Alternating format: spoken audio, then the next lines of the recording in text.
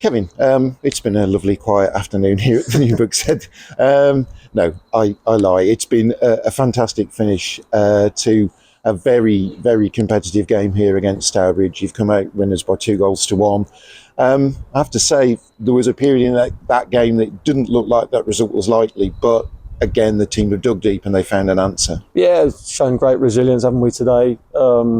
Lads have worked incredibly hard. We've tried to change it and tried to get 3 up top to try and score more goals. Whether that quite came off in the fashion that we'd have liked, probably not. But we look fairly solid. You have to say, theirs is a good strike. It's a strike from distance. It's gone right in the corner. And sometimes when you rock back like that, and it can be a real challenge. But the guys have shown a fantastic resilience there today, a togetherness and a desire to go and work hard and fight for one another, and that really does extend through not just the front 11, but the subs that got off the bench, and had a real great effect there today. And delighted that the lads have come through the game, and the manner in which we come through the game hopefully gives us reason for great belief. Sure. I think sometimes winning in those circumstances, as you just said before I started rolling here, that it's not necessarily great when you're watching, particularly as the manager, but sometimes pulling one out of the fire like that can really sort of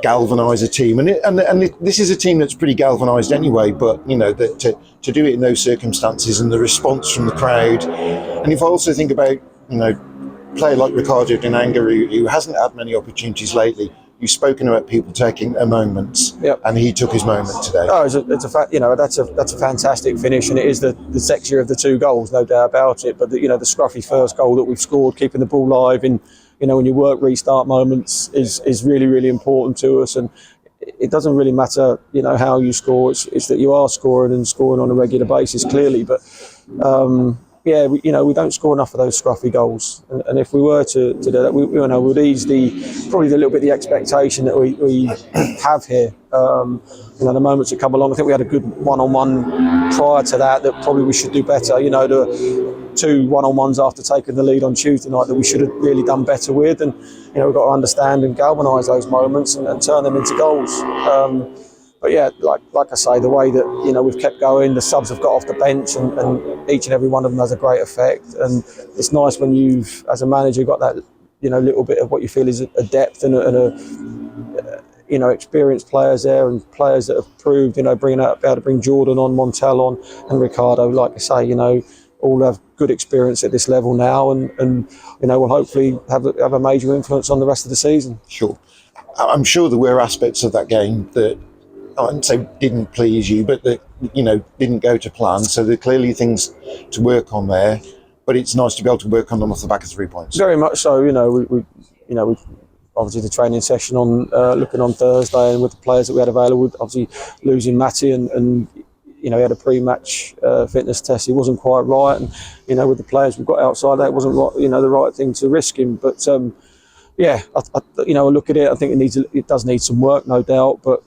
It's nice that we can change, the formation that we play and go in search of scoring extra goals. And, whether it's down to shape, formation, personnel, hopefully we will unearth that. But along the way, continue to win games. Sure. Were you pleased with what you got from Carl Storer on his debut today? Yeah, I think we found him, I think the press from the front 3 and Remy and Sam, we found him in good pockets early part of the game on numerous occasions, and he's very capable of dictating play from there. And I thought we got in some nice moments, but again, I think the final pass and cross into the box in certain moments needs to be better. But you can see, he moves the ball well for us. He can control play, much the same as Remy's capable of that. Jordan's done that for us. Byron, they are capable with the ball at the feet, and for him to come in and obviously win on his debut for us is fantastic, but he'll be learning about the players around him, and players around him will be learning about him and his skill sets. And again, hopefully that's an area that we continue to grow. Sure. There will inevitably be a bit of discussion, I think, about the incidents that happened just before half-time with the incident involving Rhys Stokes and Harvey Portman, and then I think there was an incident in the tunnel.